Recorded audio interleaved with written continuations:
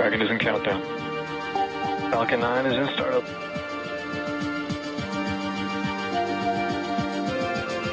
Dragon, SpaceX, go for launch.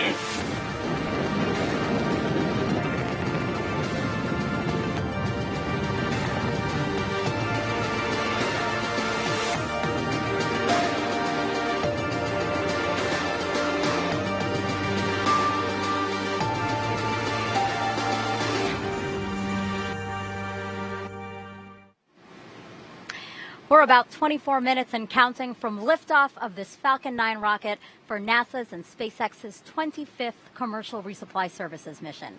The Dragon spacecraft you see there will fly more than 5,800 pounds of science, supplies, and food for the astronauts aboard the International Space Station.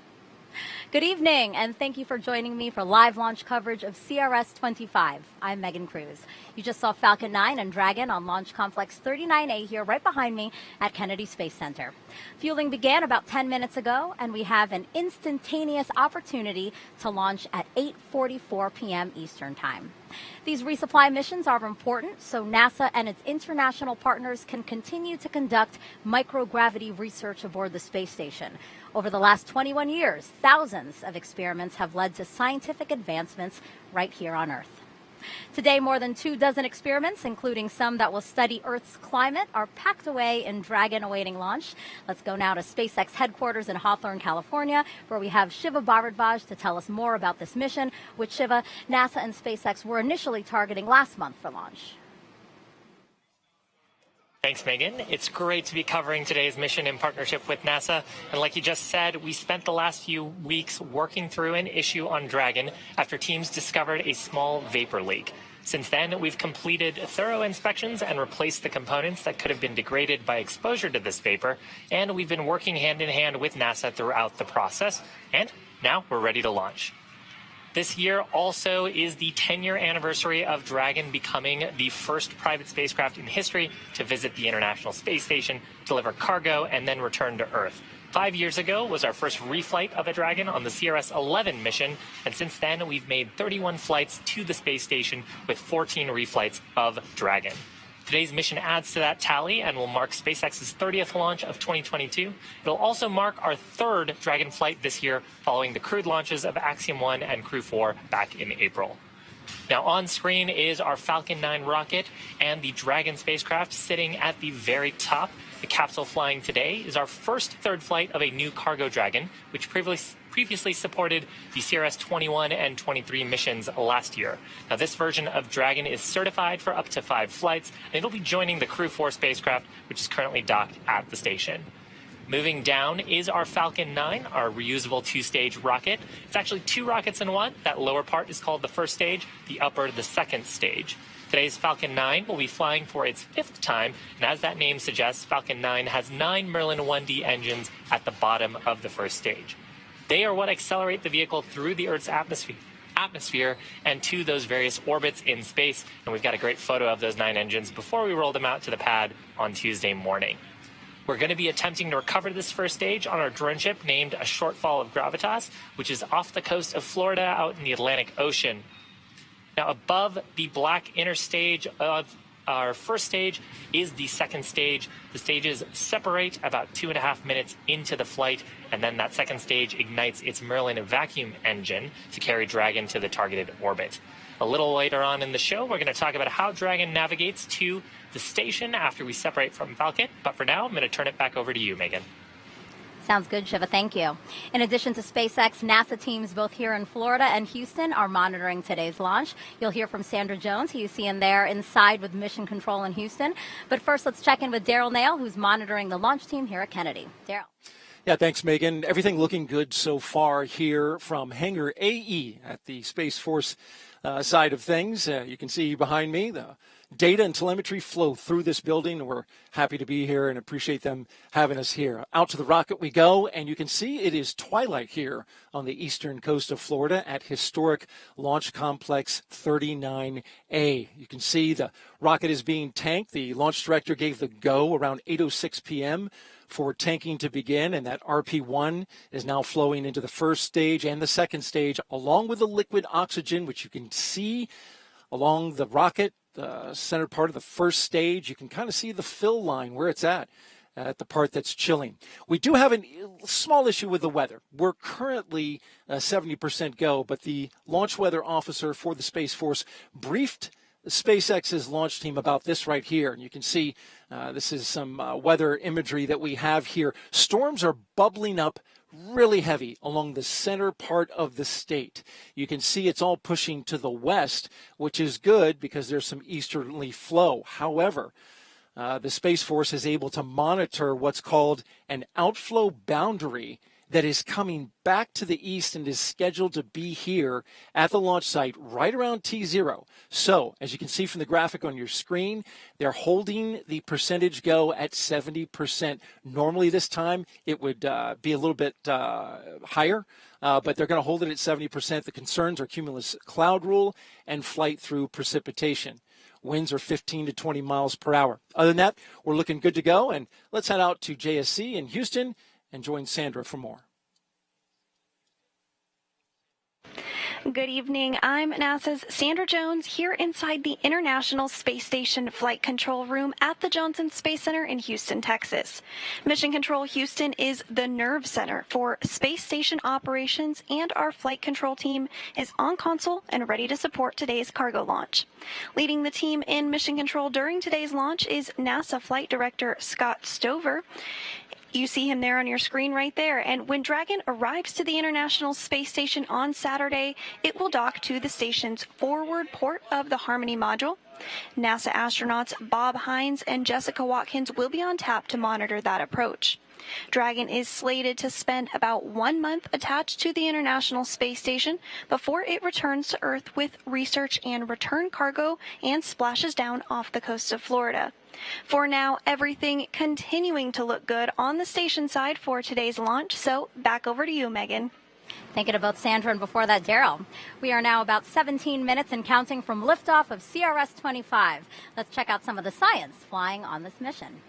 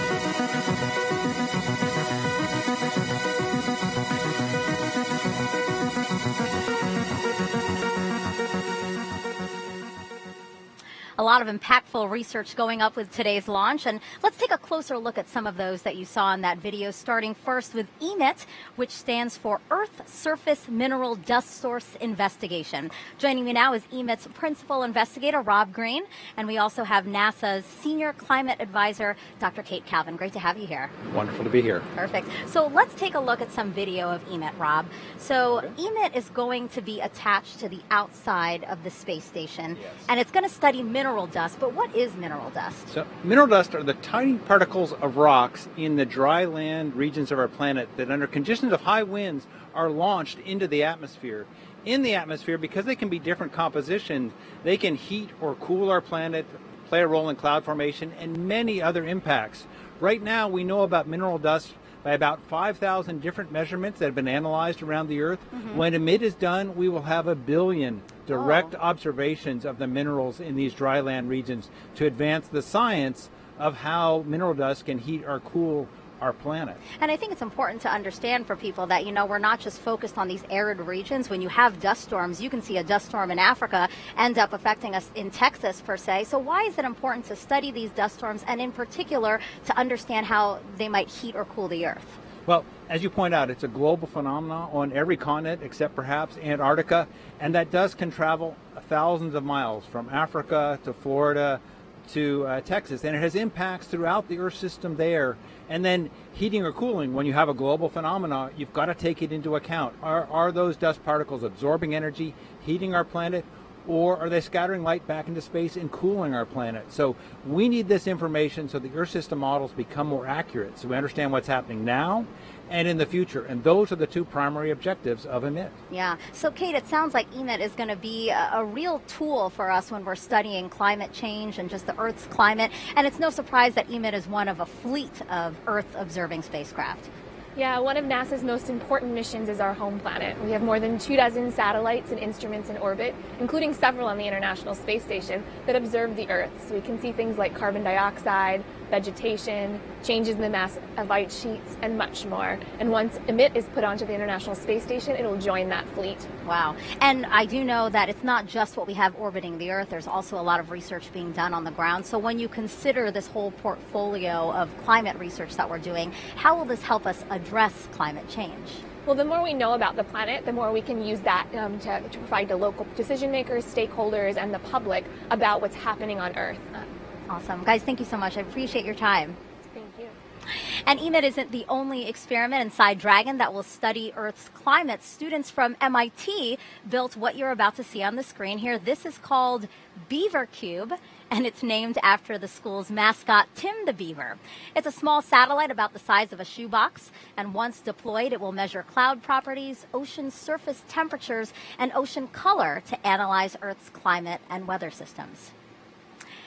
T-minus about 11 minutes and counting from liftoff of NASA's and SpaceX's 25th commercial resupply services mission to the International Space Station. Let's bring back Shiva now to tell us more about Dragon. Thanks, Megan. Now, Dragon is capable of transporting people as well as environmentally sensitive cargo to and from Earth orbit, like we are on today's mission. Starting from the top of the nose cone to the bottom of the trunk, it stands about 27 feet tall and is made up of two main sections. The pressurized capsule and the trunk, which is used for unpressurized cargo and supports the spacecraft on ascent and during on-orbit operations. Now, after separating from Falcon 9, Dragon will autonomously make its way to the International Space Station using its navigation sensors and its engines. The capsule has 16 Draco engines, which are used to get the spacecraft from one place to the next. Now, we've got 12 of those service section Dracos near the bottom of the capsule and 4 near the top of the forward bulkhead underneath the nose cone.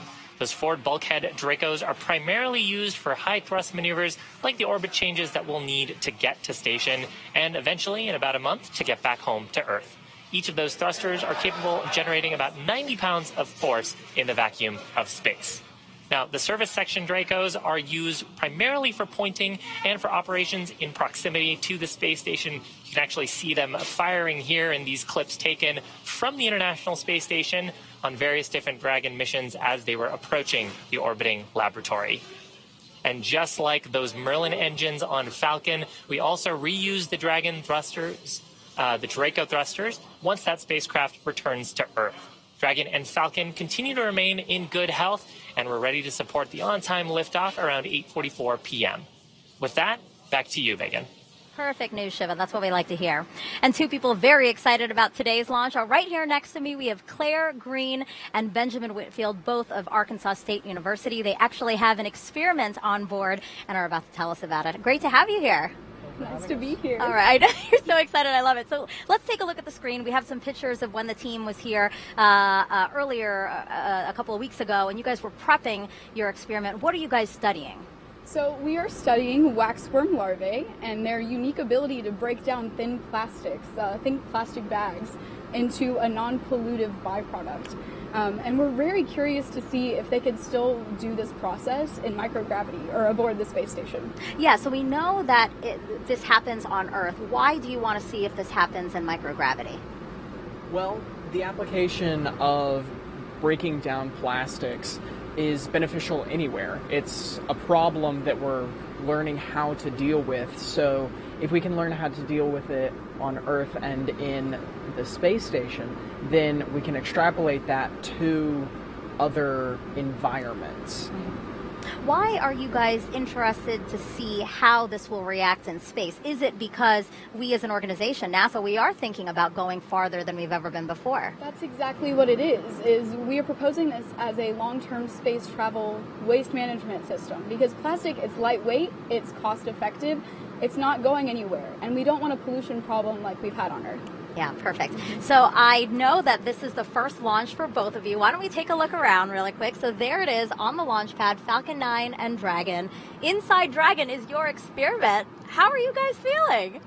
It is surreal. It is, it feels like a dream, and it's about to be a dream come true, not just for myself and Claire, but for our whole team, for students at Stanford who also have an experiment going up, and for all the students who assisted us in our citizen science. Perfect. Guys, I cannot wait to see what you discover. Thank you so much for your time, and I hope you enjoyed the launch. Thank you so much. And we have another student experiment on board Dragon today. These guys are in college, but we have a high schooler here. You see Celine Coquelar. She won the annual Genes in Space research competition by designing a new method of detecting water contaminants. If successful, her work could be used to test water quality both in space and also remote parts of the Earth. Genes in Space is made possible through Boeing, a startup called Mini PCR that makes equipment for biology research, and the ISS National Lab. All right, we're just under 6 minutes till, 6:56. I am having a hard time, guys, but we're close to terminal count. So let's bring back Shiva live from SpaceX headquarters in Hawthorne, California, and Daryl here on Florida Space Coast to walk us through the final moments of the countdown. Guys, take it away. Thanks, Megan. Now, the SpaceX team is not working any significant issues with both Falcon or Dragon at the moment. And the weather, I hope, is continuing to trend well. Like Daryl had mentioned earlier, we're keeping an eye on some clouds and potential precipitation. And we're going to keep our ear out to the loops to make sure we remain go for launch. The range does remain go for launch at this time.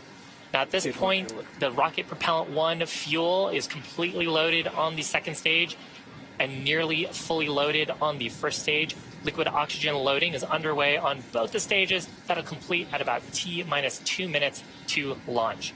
At this point, we're also loading helium gas into both the stages. Falcon 9 uses that helium as a pressurant to backfill the propellant tanks as we consume that liquid oxygen and RP1 by the Merlin engines during ascent. Helium load began before the broadcast went live, and it'll continue to top up until about a minute and a half before the launch. To make sure engine startup goes well, SpaceX performs an engine chill.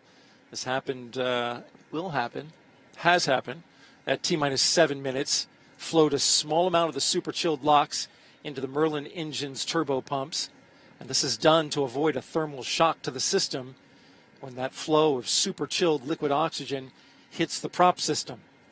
Now, Dragon began its startup sequence at T-minus 35 minutes when it coordinated timing with the Falcon 9. Dragon now currently undergoing vehicle health checks with the next big step just before liftoff when the cargo spacecraft transitions to internal battery power. Dragon is in terminal count. And we just heard that call out for Dragon being in terminal count. And the strong back retract, that's perfect timing. That large truss structure next to the vehicle is called the transporter erector or the strong back. And as was called out on the loops, it pulls away from the vehicle in preparation for liftoff. we'll see those clamp arms around the body of the second stage start to retract. And then shortly after that, the whole structure will pull away from Falcon 9. Now, in these last few minutes, Falcon 9 is performing a set of final health checks on its primary communications, avionics, and propulsion systems in preparation for liftoff just about 4 minutes away from now. We're also going to continue to hear call-outs throughout that the engines are sufficiently chilled in as we get closer to liftoff.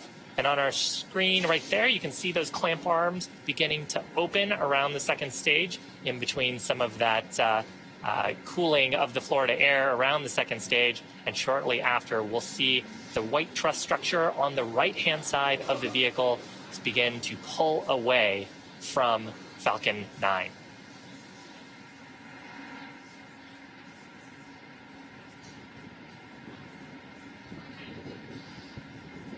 There you can start to see motion of the transporter erector away. It'll recline a bit before we step further into the liftoff. And coming up in just about a minute, Shiva, checkouts of the second stage thrust vector control actuators. They are underway. This is often referred to as the engine wiggle test. This is when SpaceX moves the thrust nozzle slightly to make sure that the guidance hardware is go for flight. Again, that was a great view of the transporter erector tilting back. SpaceX does the exact same checkouts of the first stage engines, and that happens just seconds before ignition.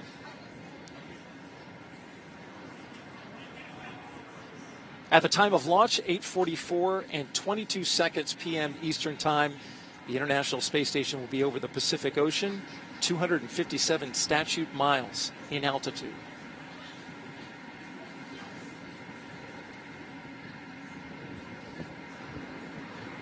Now, we actually heard just about 30 seconds ago that liquid oxygen loading is complete on the first stage.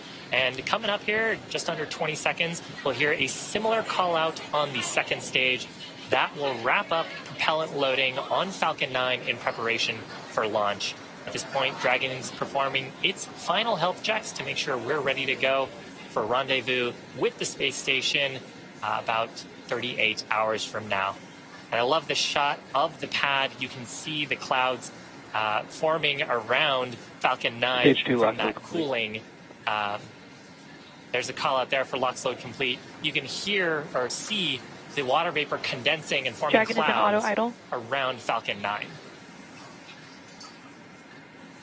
Yeah, you sure can. And just a few minutes left in twilight. A little bit of illumination makes it nice. At T-minus 1 minute, Dragon will transition to internal power. Falcon 9 computers will enter startup mode and begin final pre-launch checks, guiding the rocket through the last seconds before liftoff.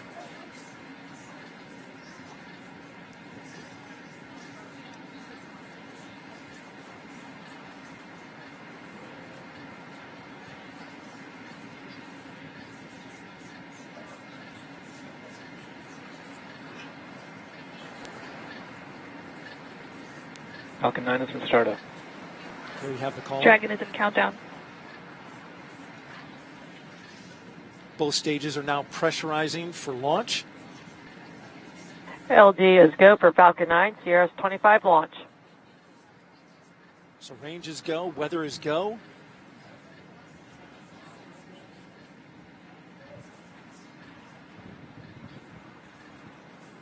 T-minus 30 seconds.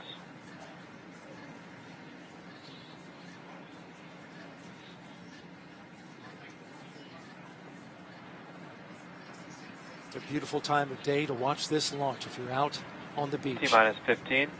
And here we go. 10, 9, 8, 7, 6, 5, 4, 3, 2, 1. Engine ignition. And liftoff. Liftoff of SpaceX's Falcon 9 rocket, launching Dragon on the 25th mission to resupply the International Space Station with cool science and a new advanced instrument to more effectively study our planet's climate.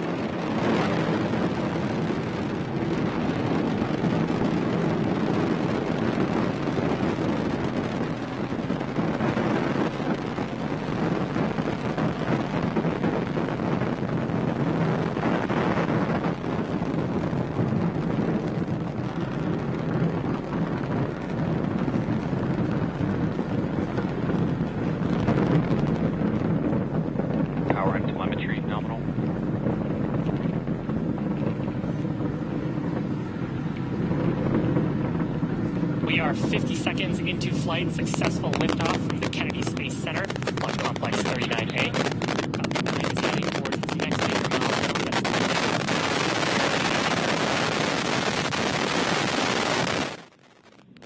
For the point of highest stresses that the vehicle will experience during ascent. There's the call out for maximum dynamic pressure. So from here, the stresses on the vehicle will get lower and lower as we raise our altitude. Coming up, we've got 5 events back to back. The first of those will be main engine cutoff, or MECO. That's where all 9 Merlin 1D engines on the first stage will shut down. I'm back, chill. Following that will be stage separation, where the first and second stages will separate. The first stage will flip around to make sure it's headed back towards the landing site and our drone ship named a shortfall of gravitas. And then the second stage will ignite its Merlin vacuum engine to boost Dragon into low Earth orbit during second engine start number 1. We just heard the call out there for engine chill-in on the second stage engine starting. The last event is the boost back burn on the first stage. That's to reduce the velocity of that vehicle as we prepare for atmospheric entry. Now, all of those events happen over about 45 seconds. And again, they are main engine cutoff, followed by stage separation, first stage flip, second stage engine start, and then boost back burn start. All those happening in just about 5 seconds.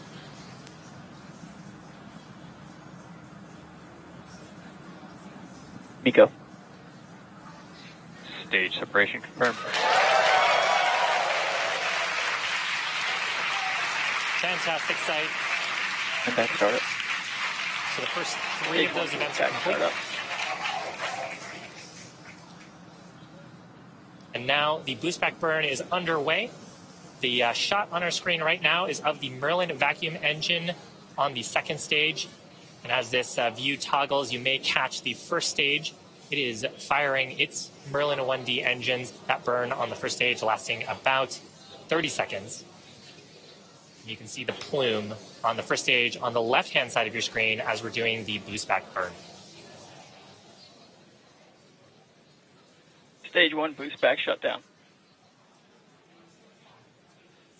Successful shutdown of the first stage Merlin engines for the boost back burn. Second stage engine continuing to burn. That'll continue to burn until about the T plus 8 minutes and a 40-second mark into the mission.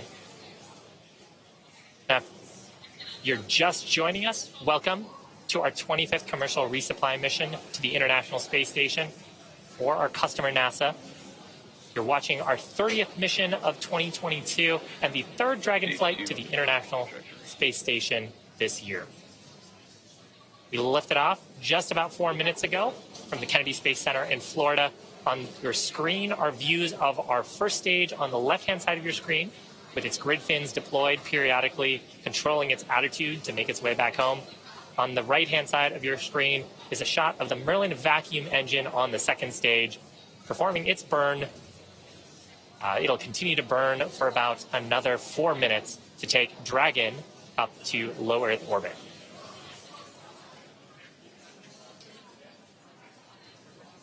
Now, speaking of the entry sequence on the first stage, to make its way back to that drone ship, it's going to have to execute 2 more burns. The first of those is the entry burn, where we'll ignite 3 of the Merlin engines, and that helps slow down the stage as we enter the upper part of the Earth's atmosphere. Following that, there will be a second burn, the landing burn, and there will only ignite a single Merlin 1D engine that'll bring the vehicle speed down to 0 for a soft touchdown on the drone ship. We've got some great sunlight on the vehicle, and you're periodically seeing some plumes of white. That's actually from our nitrogen gas thrusters that are helping to keep the first stage oriented, engines down, as we are in the vacuum of space at the moment. But once we get through that entry burn, the grid fins, which are deployed, you can see 2 of them on your screen, will then take over control as we start to get atmospheric authority.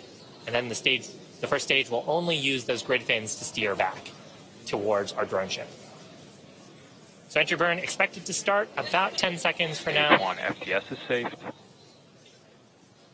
Just taking a quick look in, stage 2 engine performance, about nominal. Continuing to burn. We've got about 3 more minutes for that. Stage 1 entry burn startup.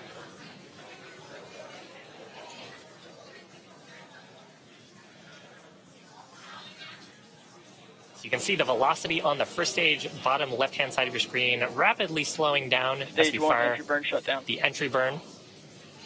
That burn only lasting about 15 seconds.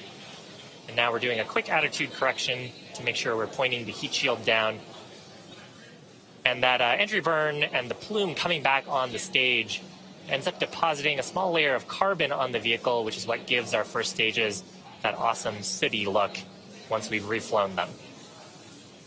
The Falcon 9 also has 4 landing legs. They're made of carbon fiber and aluminum honeycomb. They're placed around the base of the rocket, and they'll deploy just prior to landing during the landing burn. If we're successful in recovering this Falcon 9, it'll mark its 5th successful landing and our 130th landing overall of a Falcon 9, including Falcon Heavy missions.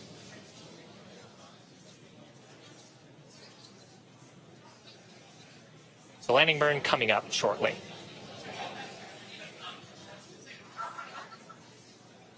Stage 1 landing burn. Keep an eye out on the speed on the left-hand side of your screen. That's the velocity of the first stage. We're going to see that come all the way down to 0. On the right-hand side of your screen is our drone ship. And also keep an eye out on the left-hand side of your screen for landing leg deploy.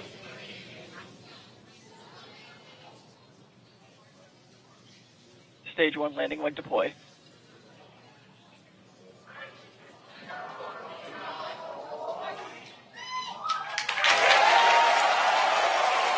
People real excited behind me. Right in the middle, 5th landing for this Falcon 9, 130th landing overall for an orbital class rocket. Beautiful sight to see. Now coming up next is second engine cutoff number 1, or SECO 1. We'll expect the Merlin vacuum engine to stop firing just about 30 seconds from now. It's carrying the Dragon spacecraft to its drop-off orbit around our planet. After we complete second engine cutoff number 1, we'll do a quick check to make sure that the burn performance is as expected. Stage 2 MTS. We're in the targeted orbit. We usually hear that called out as a nominal orbital insertion or a good orbit call out on the loops.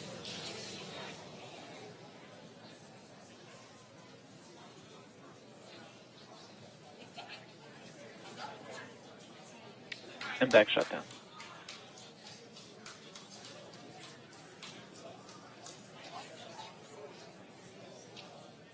So you heard a call out on the loops there for shutdown of the Merlin vacuum. There's nominal orbital insertion. So that means that the ground teams have assessed the orbit and stage 2 is right where we want it to be. And of course, that also means that Dragon is right where we want it to be since it's been riding on the the second stage this whole time. Now, if you're just joining us, we're about T+9 minutes, 20 seconds into the mission. On the screen next to me is a view of the Merlin vacuum engine with Earth behind it on the second stage. Now, the second stage has one major task remaining, that is commanding separation of the Dragon spacecraft just a few minutes from now. And we're hoping to have video of separation from the top of the second stage. We actually got a quick glimpse of it before, but we've got a camera that looks up into the trunk of Dragon and gives us a little peek at some of the cargo that we're taking in that unpressurized section. You can see the EMIT payload there on the left-hand side of the screen. Now, the CRS 25 capsule will be joining the Crew 4 vehicle, Capsule Freedom, which is currently on orbit. So we'll be back to dual Dragons docked at the International Space Station. CRS 25 will be headed to the Forward Harmony port on Node 2. We're expecting it to arrive on the 16th around 11:20 a.m. Eastern Time. There, it'll spend about 1 month attached at the International Space Station.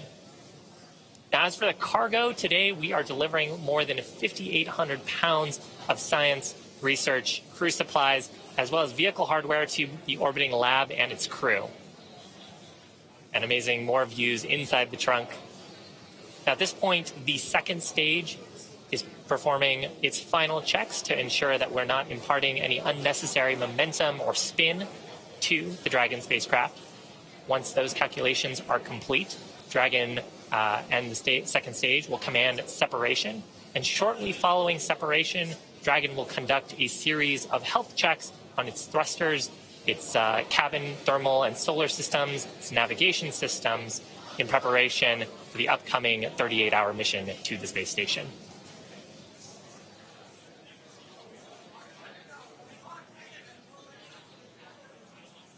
Got about 30 seconds to go.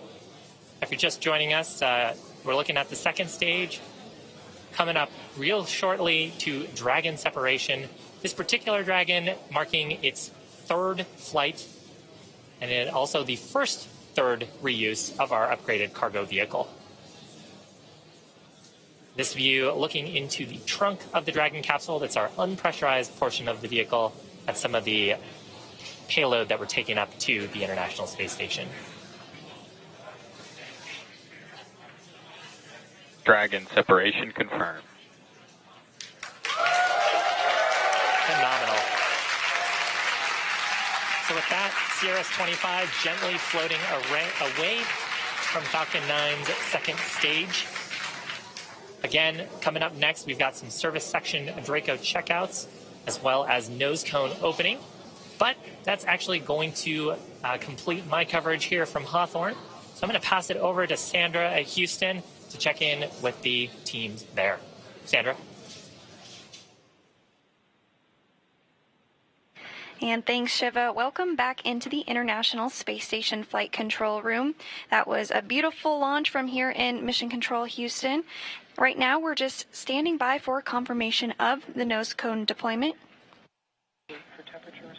And we did just get confirmation that the nose cone was successfully deployed. That nose cone does cover the docking hardware, the navigation and rendezvous sensor, and the 4 forward bulkhead Dracos.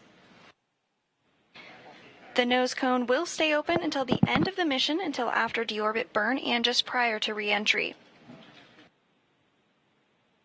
If you are just joining us, NASA and SpaceX's 25th commercial resupply mission launched from Pad 39A at the Kennedy Space Center in Florida at 7:44 p.m. Central, 8:44 p.m. Eastern Time this evening, and is currently in orbit and heading to the International Space Station.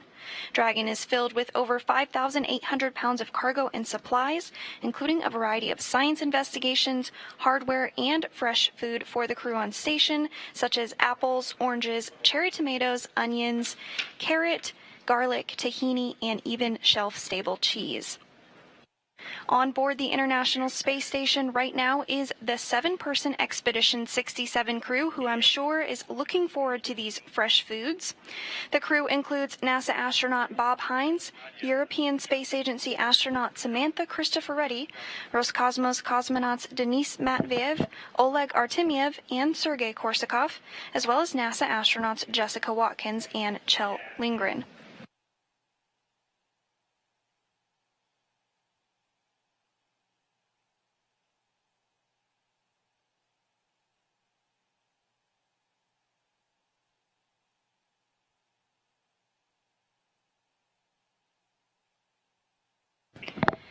And we're just continuing to stand by on that nose cone deployment checkout.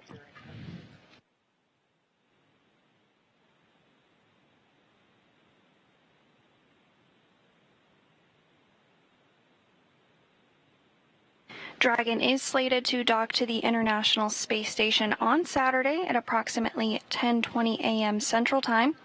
NASA astronauts Bob Hines and Jessica Watkins will be monitoring the approach of Dragon.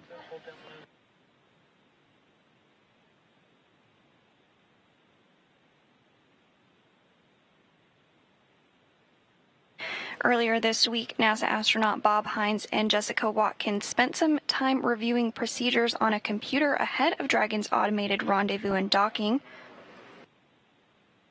And the two flight engineers were also joined by NASA astronaut Kjell Lindgren, who helped stage cargo that will be returned inside Dragon at the end of its month-long mission at the orbital lab.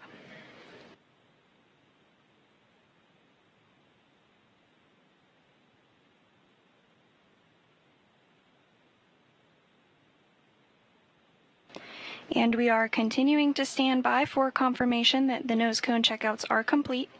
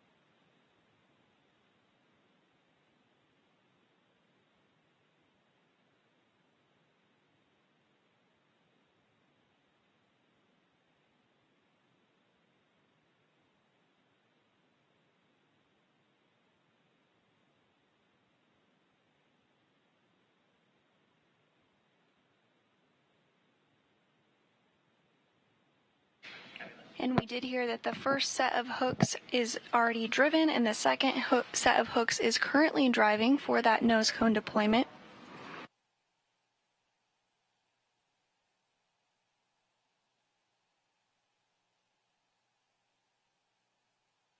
All hooks are now open.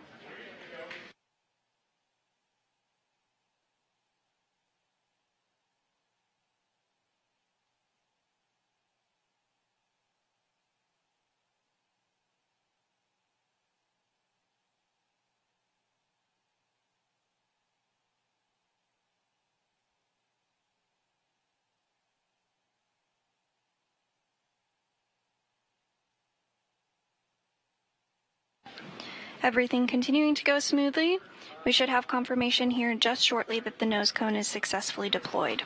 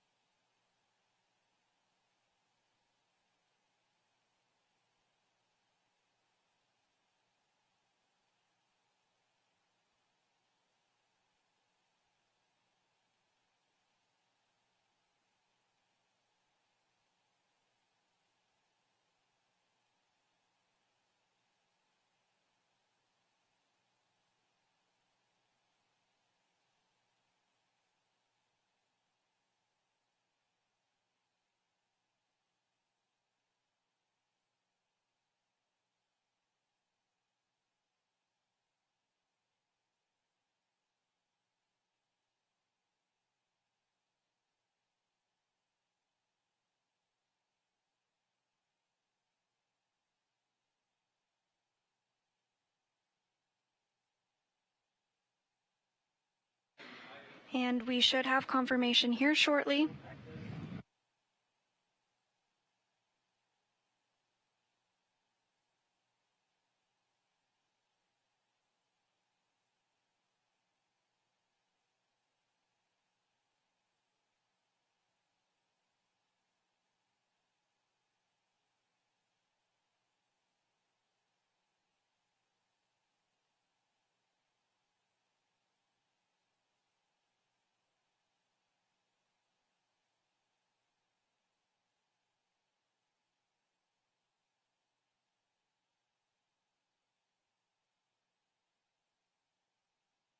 And again, this nose cone does cover the docking hardware as well as the navigation and rendezvous sensors and the 4 forward bulkhead Dracos.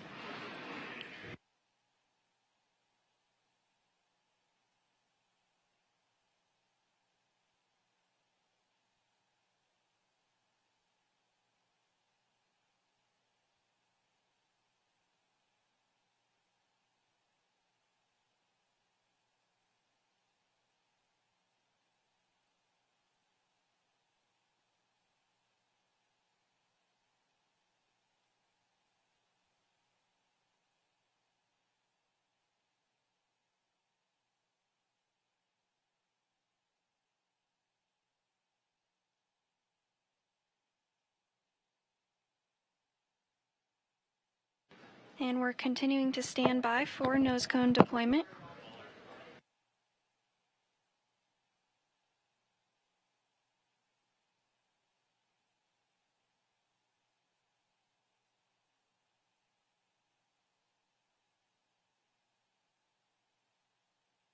And we did just hear confirmation that nose cone deployment is complete.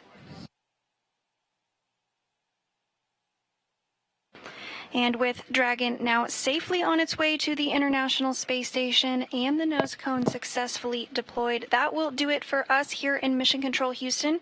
Thanks so much for joining tonight, but I hope you'll tune in for the docking coverage on Saturday, beginning at 9 a.m. Central, 10 a.m. Eastern Time. But for now, I'll send it back over to the Kennedy Space Center and Megan. Sandra, thanks so much for walking us through that. That's going to wrap up our launch coverage of NASA's and SpaceX's 25th Commercial Resupply Services mission. As Sandra said, Dragon is on its way to dock to the International Space Station and is set to dock on Saturday at 11:20 a.m. Eastern Time. We will have live coverage of that beginning at 10 a.m. And if you're interested in tracking EMIT, again, one of those experiments on the mission that's studying the Earth's climate, you can do that by scanning this QR code you see on the bottom of your screen or just write down the website here. It's earth.jpl.nasa.gov/EMIT. Once attached to the space station, EMIT will start collecting its first measurements by the end of this month. Again, thanks for joining us. We leave you with a replay of tonight's spectacular launch. Enjoy the rest of your evening. 10, 9, 8, 7, 6, 5, 4, 3, 2, 1. Engine ignition. And liftoff. Liftoff of SpaceX's Falcon 9 rocket, launching Dragon on the 25th mission to resupply the International Space Station with cool science and a new advanced instrument to more effectively study our planet's climate.